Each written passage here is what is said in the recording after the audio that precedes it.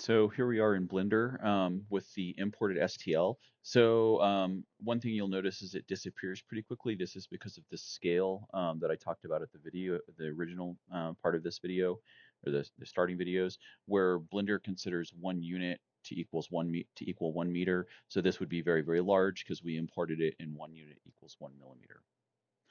So that's effectively the far setting for the camera is wrong. I'm sure there's some way to change this in Blender. I don't use Blender a lot. Okay, so we're gonna QuadRemesher it. So QuadRemesher is a commercial plugin for Blender. I think it's like, I don't know, 45 or $60. I don't know. And what we're gonna do is we're gonna set it to 100,000 triangles that we want to remesh it to.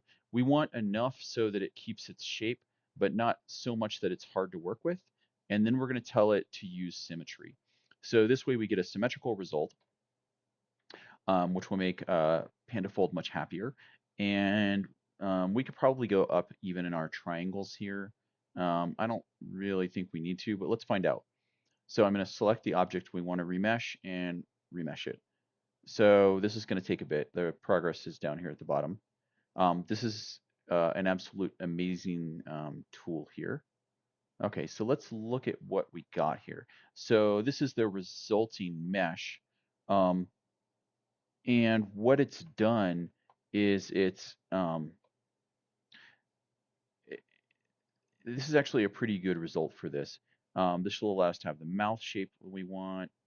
Um, yeah, this is fantastic. Okay, so this is the kind of result, the level of detail I would like to see for when making a mesh with for Pandafold to pattern is sufficient enough detail that we get all the contours, but not so dense that like when you look at the wireframe, you can't see through it.